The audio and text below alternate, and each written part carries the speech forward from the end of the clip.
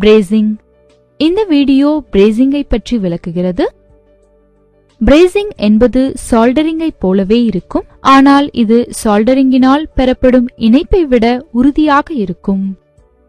நாம் பிரேசிங் செய்யும் முறையினை பற்றி பார்ப்போம். Flux material, welding torch, filler rod, work piece.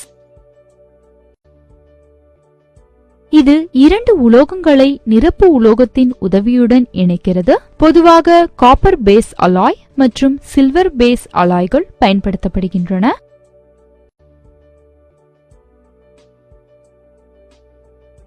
பிரேசிங்கில் இணைக்கப்பட வேண்டிய பேஸ் மெட்டலானது உருக்கப்படுவதில்லை, ஆனால் நிரப்பு உலோகம் இணைப்பை உண்டாக்குகிறது.